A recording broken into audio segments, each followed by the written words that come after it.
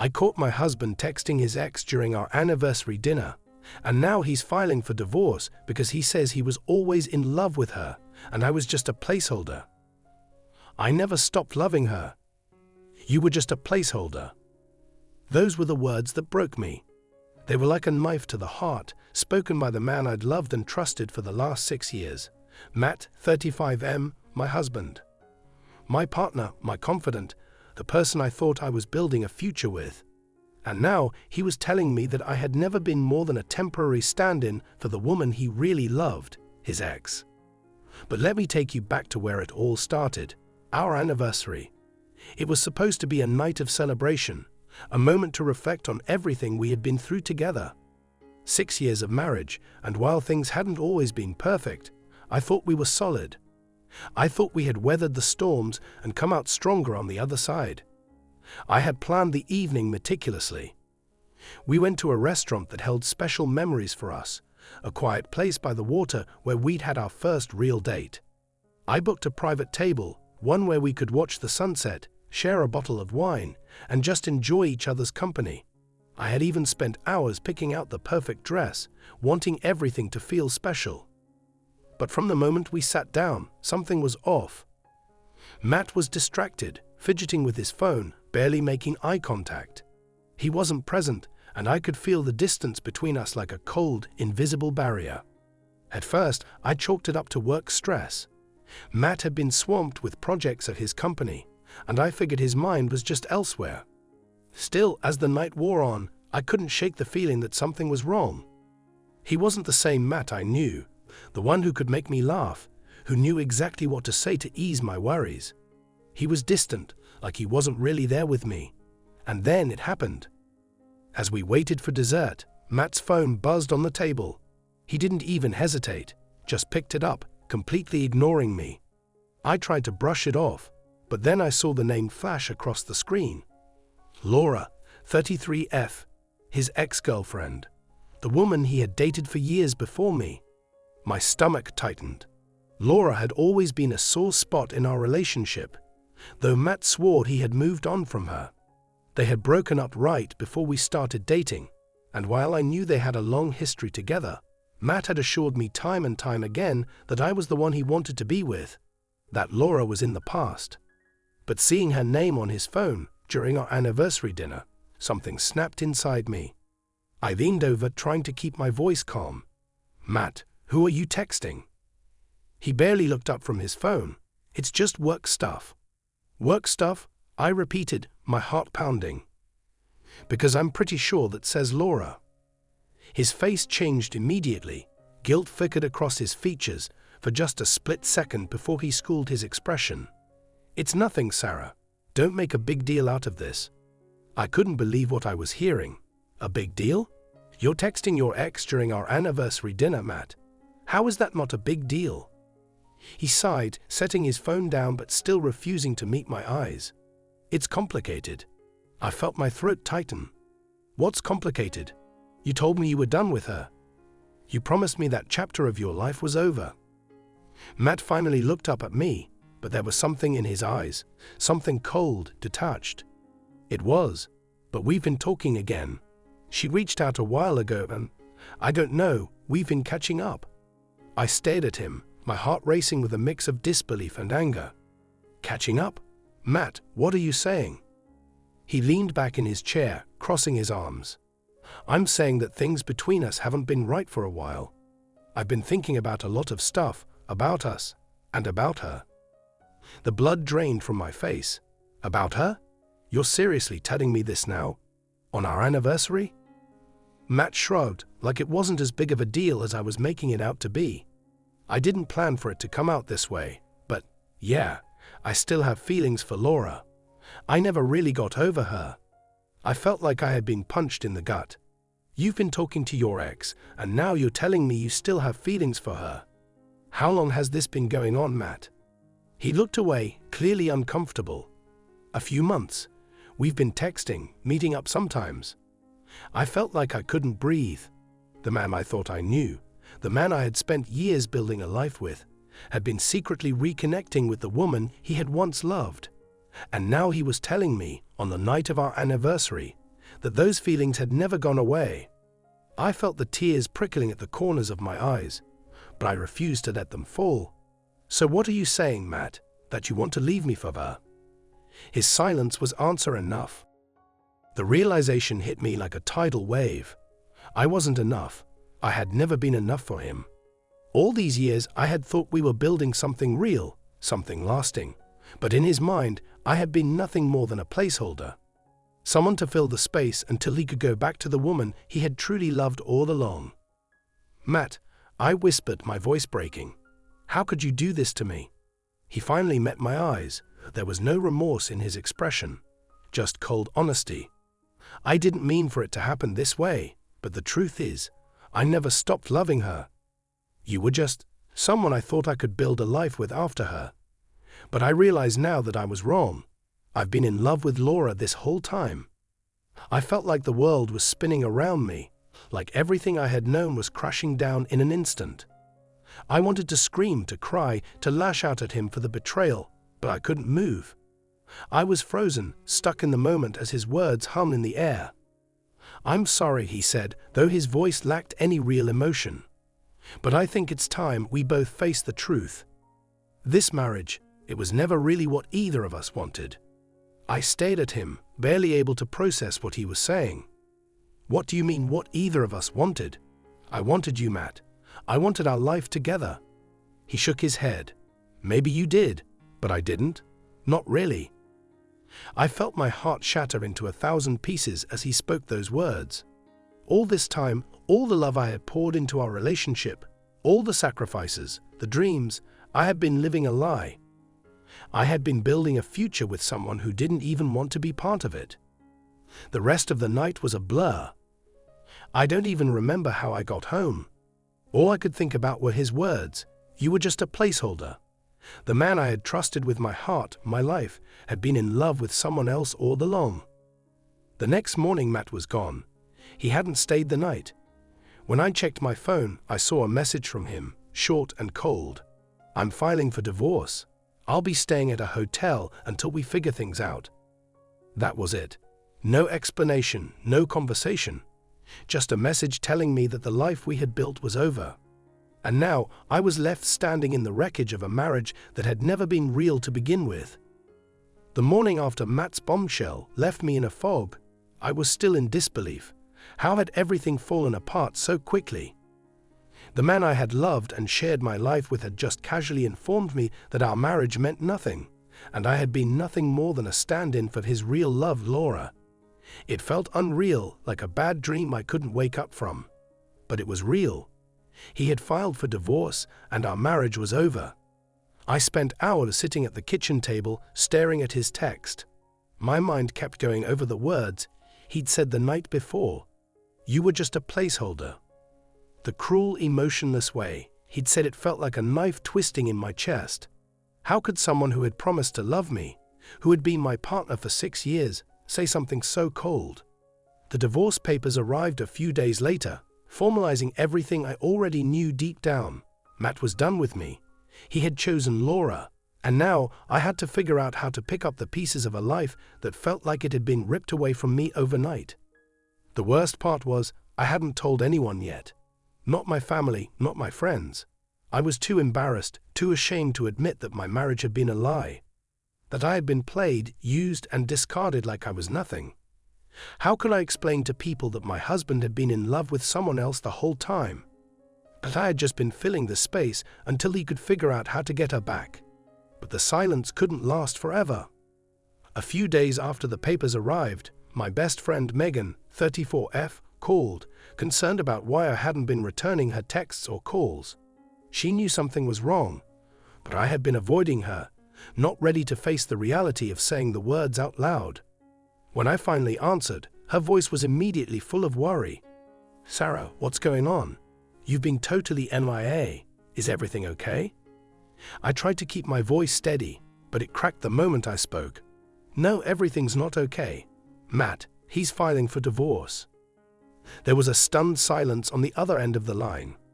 "Wait, what? Divorce? Out of nowhere? What the hell happened?" I took a deep breath, feeling the weight of it all crushing me. It's not out of nowhere, Megan. It turns out he's been in love with his ex this whole time. I found out during our anniversary dinner. He was texting her, and when I confronted him, he told me I was just a placeholder, that he's still in love with her, and our marriage was never what he really wanted.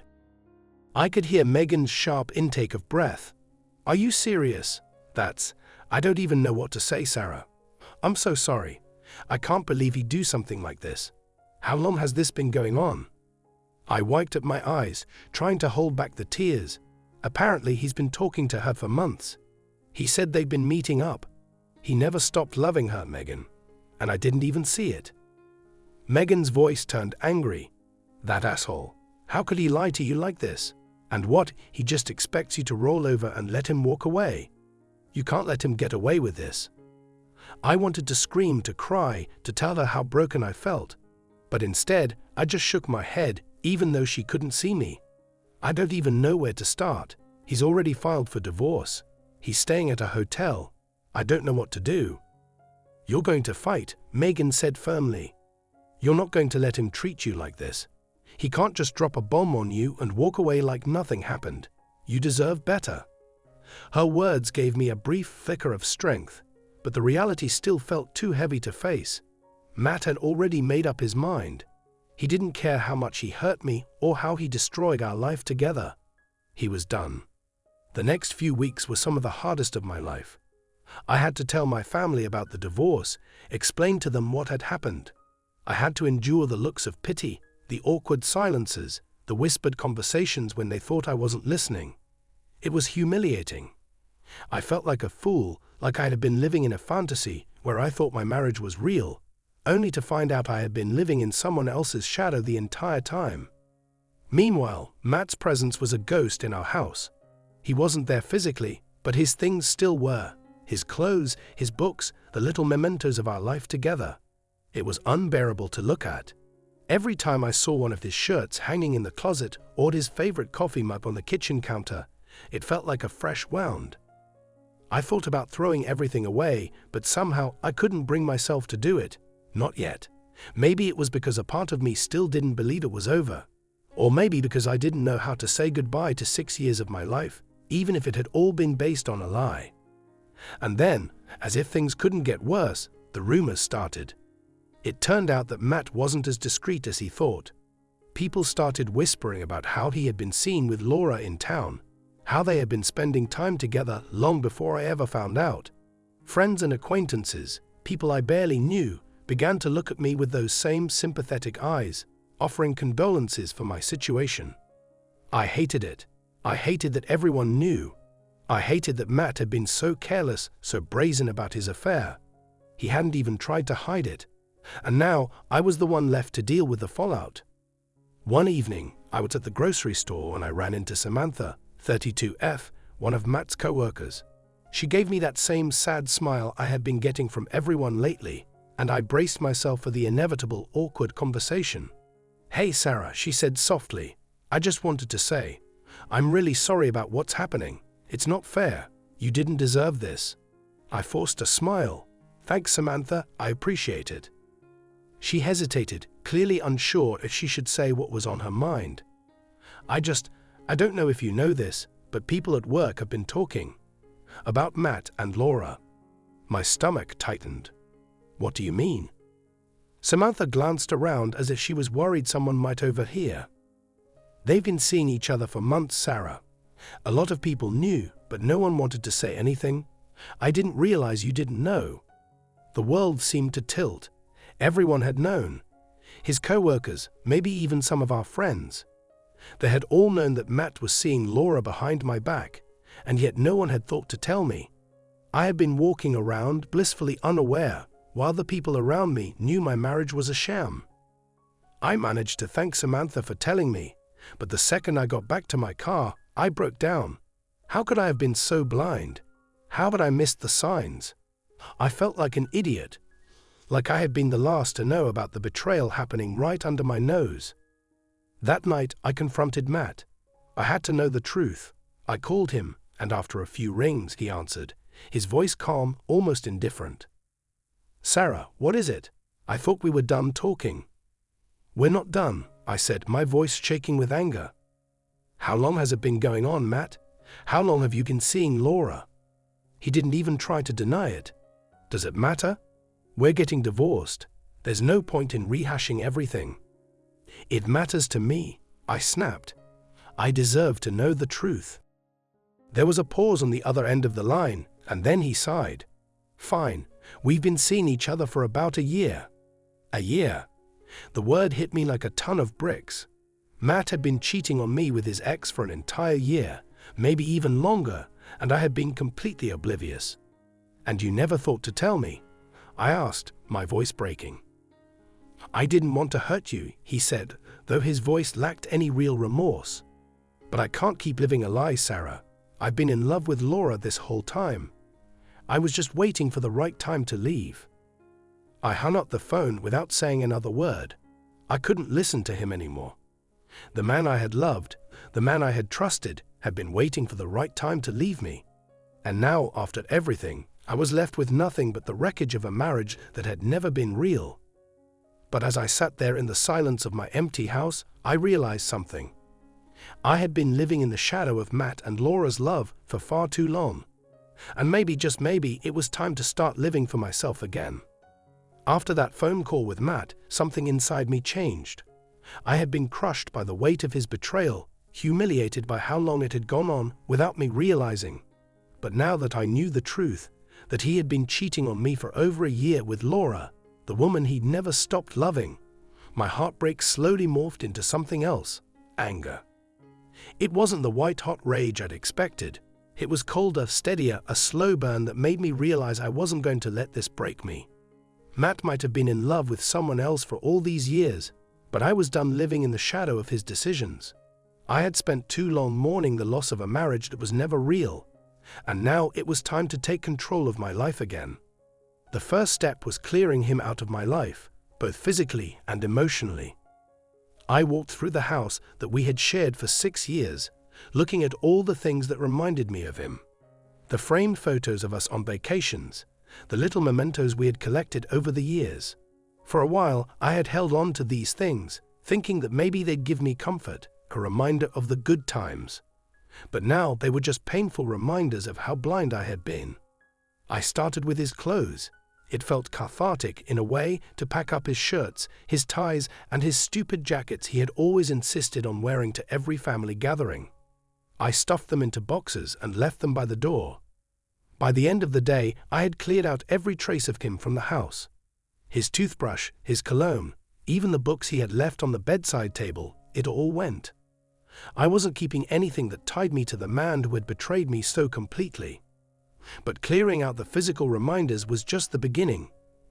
The real challenge was dealing with the emotional wreckage he had left behind. I had spent so long trying to be the perfect wife, trying to make our marriage work, even when things started to feel off. And now I was realizing how much of myself I had lost in the process. I had allowed Matt's needs, his opinions, his presence to overshadow my own identity. But who was I without him? Without the constant worry about whether I was good enough for him, whether I was living up to some invisible standard he had set. Megan was a constant support through all of this. She checked in on me daily, making sure I wasn't sinking too far into the darkness that threatened to consume me. One day, she showed up at my door with a bottle of wine and a determined look in her eyes. "You're coming out with me tonight," she said, holding up the wine like it was some sort of peace offering. "No more moping around. It's time for you to have some fun." I shook my head, the idea of going out feeling like an insurmountable task. "Megan, I'm not ready. I just packed up his stuff. I don't feel like I can even breathe without thinking about everything." "That's exactly why you need to get out of this house," she said firmly. "Sitting here with your thoughts is only going to drive you crazy. You need a break from all of this, even if it's just for one night. Trust me." I hesitated, but Megan had a point. I had spent weeks drowning in the pain and betrayal, and maybe she was right. Maybe I needed to get out of my head, even if it was just for a few hours. "Fine," I sighed. "But no wild parties. I'm not ready for that." She grinned. "I promise, no wild parties. Just drinks, a little dancing, and some much-needed girl time." That night, for the first time in what felt like forever, I allowed myself to let go. Megan took me to a low-key bar where the music wasn't too loud and the crowd wasn't overwhelming. We found a booth in the back, ordered cocktails, and for a little while, I forgot about Matt, about Laura, about the wreckage of my life. Megan was right. I needed this. I needed to remember that I was still me, still capable of having fun, of laughing, of being someone outside of Matt's wife. After a few drinks, I found myself telling Megan everything I hadn't been able to say out loud since the divorce bombshell had dropped. You know, I said, swirling the last of my drink, I keep wondering what I did wrong. How did I not see it? How did I not realize he was still in love with her? Megan shook her head, her eyes full of empathy. Sarah, this isn't about you. Matt's the one who lied. He's the one who cheated. You didn't do anything wrong. He's just a selfish asshole who couldn't be honest about his feelings. I guess, I said, though the doubt still lingered.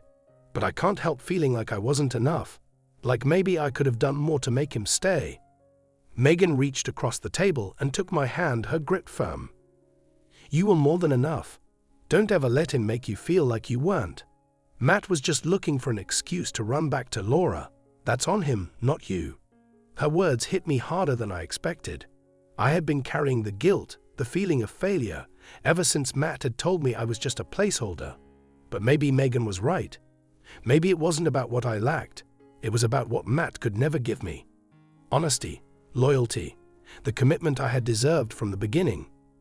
The night out with Megan didn't magically fix everything, but it was a start. It reminded me that I was still standing, that I still had people in my corner who cared about me. And most importantly, it reminded me that I had my own life to live, one that wasn't defined by Matt's betrayal. In the days that followed, I threw myself into taking control of my future. I met with Beth, my lawyer, to discuss the divorce proceedings.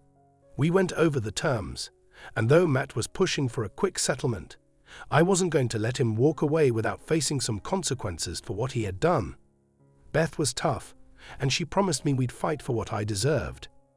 I know it's tempting to just sign the papers and get this over with, she said, her voice steady.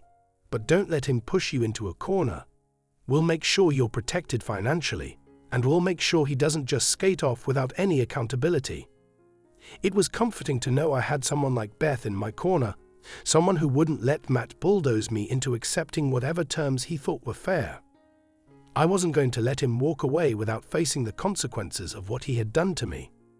One afternoon, a few weeks into the process, I got a call from Beth with unexpected news. Sarah, she said, her tone careful. I've been looking into Matt's financials, and there's something you should know. My heart raced. What is it? It looks like Matt has been spending quite a bit of money on Laura, dinners, trips, gifts, all while you two were still married. I felt a fresh wave of anger rise up inside me. Are you serious? He's been using our money to fund his affair. Beth sighed. It looks that way. And that gives us leverage, Sarah. We can use this to push for a more favorable settlement. Matt is being reckless, and he needs to be held accountable. The anger I felt wasn't just about the money. It was about the betrayal on an even deeper level. Matt hadn't just been lying to me emotionally. He had been financially supporting Laura behind my back, using the life we had built together to fund his fantasy with her. But now things were shifting.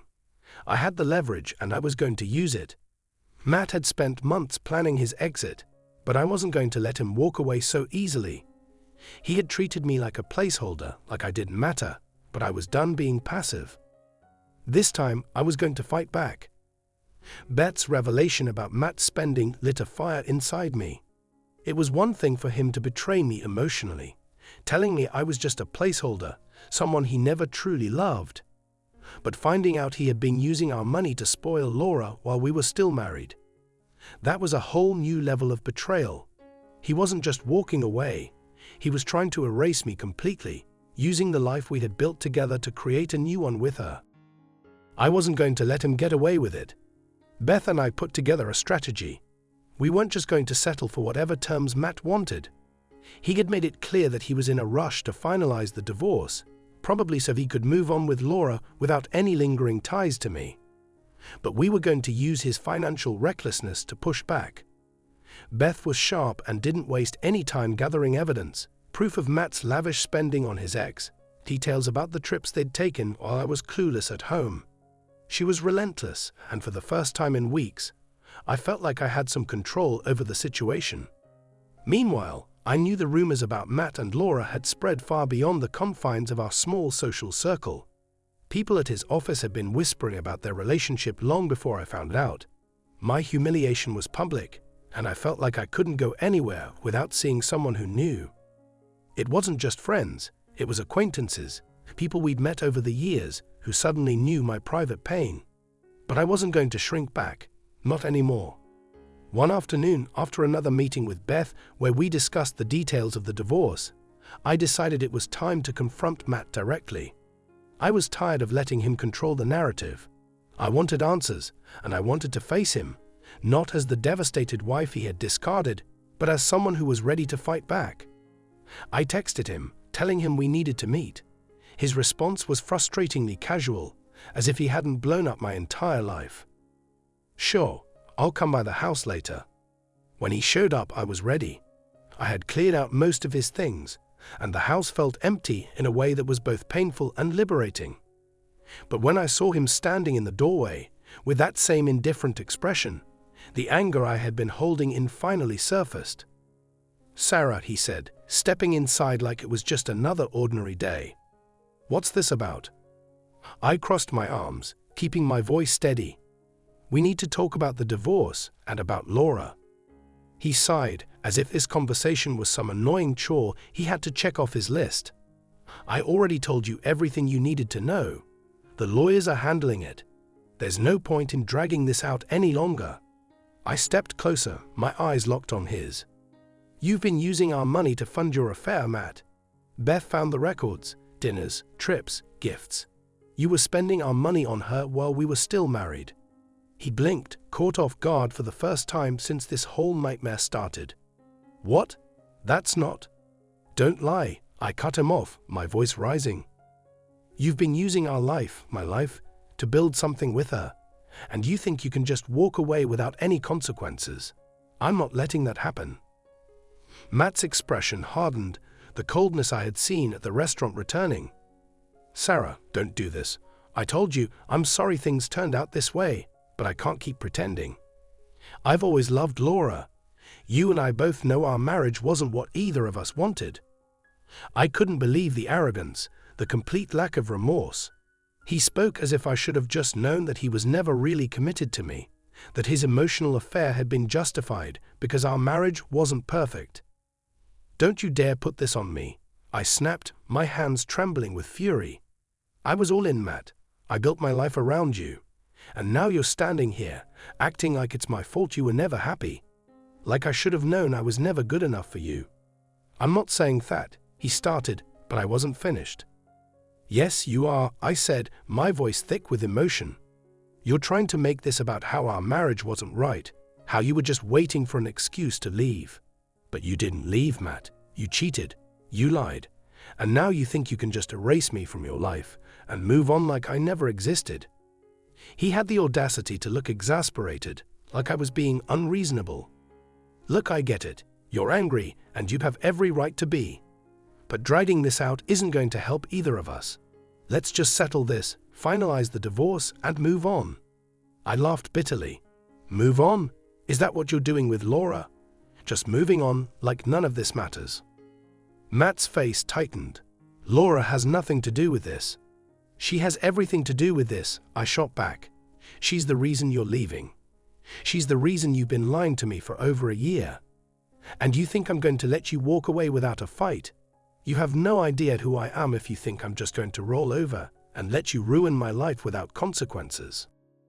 He stared at me, the tension between us thick in the air. I could see the shift in his expression.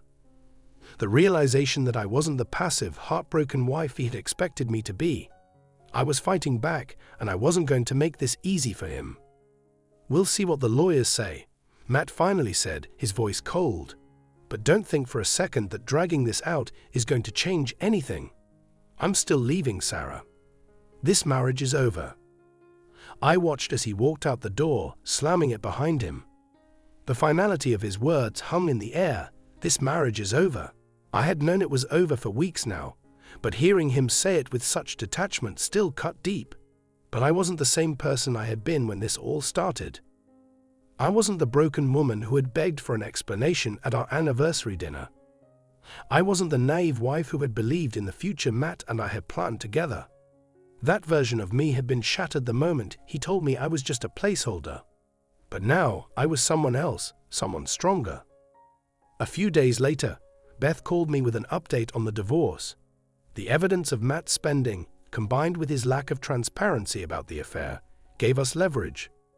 We were pushing for a more favorable settlement, one that would ensure I wouldn't walk away empty-handed. "It's looking good," Beth said, her voice confident. "He's already agreed to give you the house, and we're negotiating spousal support. He's in a rush to get this over with, and that works in our favor." It was a small victory, but it was something. Matt had underestimated me, thinking he could just walk away and leave me with nothing. But I wasn't going to let him off the hook so easily. In the meantime, I focused on rebuilding my life. I started going back to the gym, something I had neglected during the chaos of the marriage falling apart. I took up painting again, a hobby I had abandoned years ago. And I started reconnecting with old friends, people I had distanced myself from during my relationship with Matt. One evening, as I sat on the porch with Megan, sipping wine and watching the sunset, I realized that I was finally starting to feel like myself again. The pain was still there, and the wounds from Matt's betrayal hadn't fully healed, but I was no longer consumed by them. "I'm proud of you," Megan said, giving me a small smile. "You've come a long way, Sarah, and you didn't let him break you." I nodded, feeling a sense of peace I hadn't felt in months. He tried, but I'm still standing. As the divorce proceedings moved forward, Matt became more distant. He rarely reached out, and I didn't feel the need to contact him either. I knew he was with Laura now, building the life he had wanted all along. But I no longer cared. I was done with him, done with the lies and the betrayal. The divorce was finalized a few weeks later. It was a strange feeling, signing the papers, officially ending the marriage that had defined so much of my life. But as I left the lawyer's office, I felt lighter, like a weight had been lifted off my shoulders. I wasn't Matt's wife anymore. I wasn't his placeholder. I was free. The day the divorce was finalized, I expected to feel some kind of grief, or at least a sense of loss. After all, 6 years of marriage had just ended with a few signatures.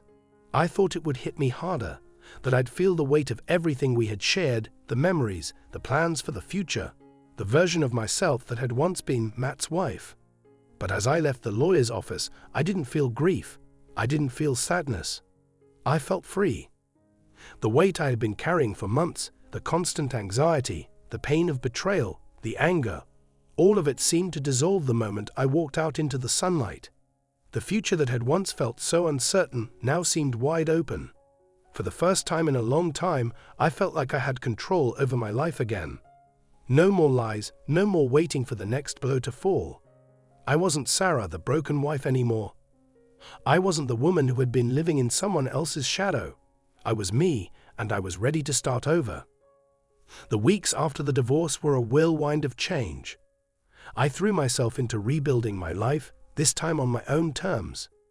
The house that had once felt like a prison, full of painful memories, now felt like my sanctuary. It was mine, completely.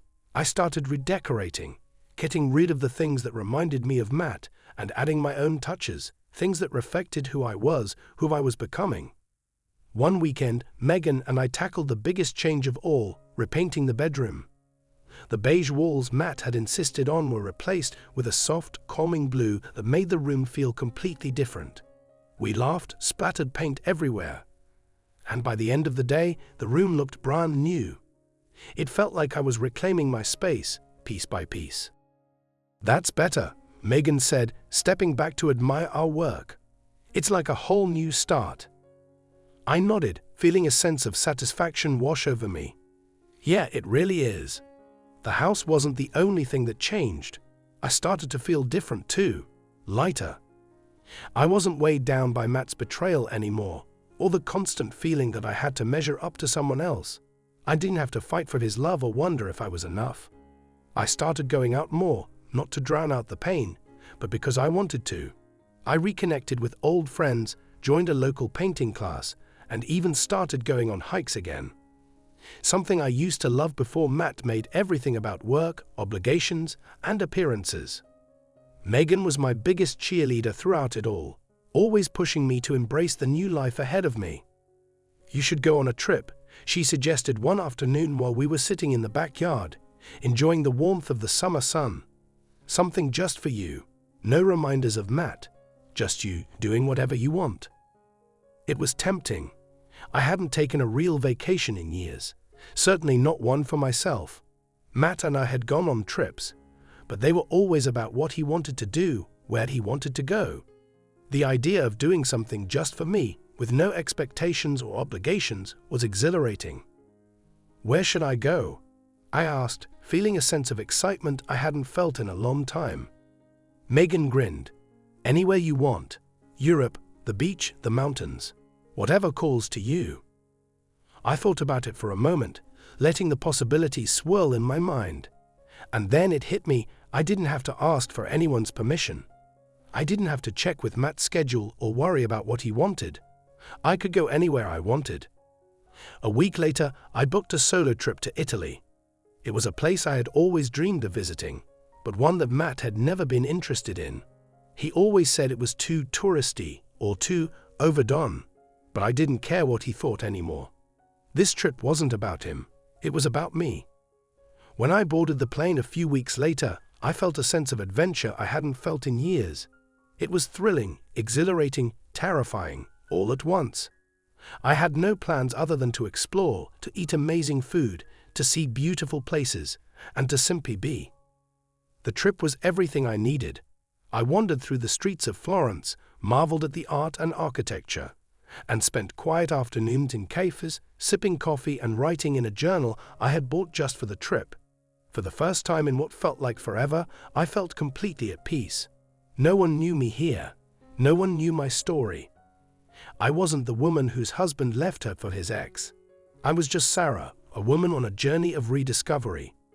It was in Italy that I realized something important.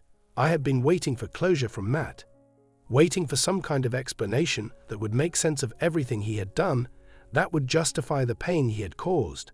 But now I realized I didn't need that closure from him. I didn't need anything from him. The closure I needed came from within. One evening, while watching the sunset over the Tuscan hills, I sat with my journal in hand and wrote a letter to Matt, a letter I knew I'd never send. It wasn't for him anyway. It was for me. I wrote down everything I had felt during those months of betrayal and heartache. I poured out the anger, the sadness, the confusion, and then I let it go. I didn't need Matt to explain himself. I didn't need him to apologize or to make things right. I was moving on without him. When I returned home from Italy, I felt like a new person. I had reclaimed my life, my sense of self, and my future. The divorce hadn't broken me. It had set me free. A few months later, as I was sitting on the porch, enjoying a quiet evening with Megan, she turned to me with a smile. "You seem different, happier, more you." I smiled, taking a sip of my wine. I'm finally starting to feel like myself again." We sat in comfortable silence for a while, watching the sun dip below the horizon. I felt a sense of peace settle over me, knowing that I had come through the darkest chapter of my life stronger than ever. Matt's betrayal had hurt me in ways I never thought possible, but in the end, it had taught me something important. I didn't need anyone else's validation or love to feel whole. I had everything I needed within me. The life I had built with Matt was gone, but I was building something new, something better, something that was entirely mine. And for the first time in a long time, I felt truly free.